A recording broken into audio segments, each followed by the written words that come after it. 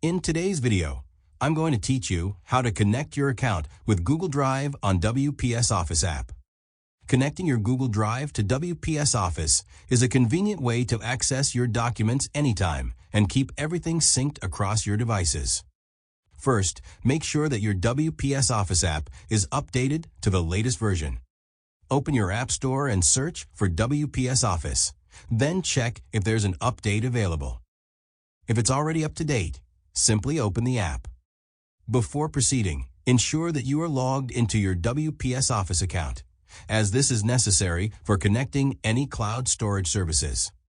Once you're logged in, you will land on the homepage or dashboard of the app. This is where you can access all your documents and account settings.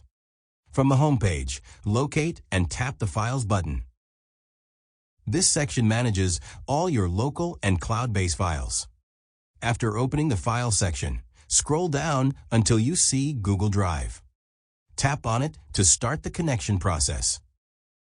It might take a few seconds for the app to recognize and load the available accounts, so be patient. Next, you will need to select the Google account that you want to link with WPS Office. Once you choose the account, the app will request permission to access certain files and features in your Google Drive.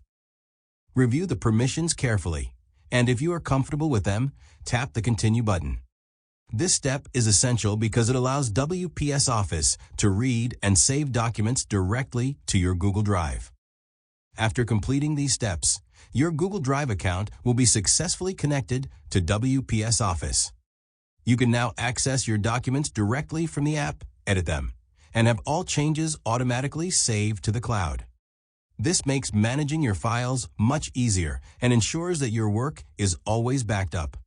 Connecting cloud storage like Google Drive to WPS Office streamlines your workflow, saves time, and keeps your files organized.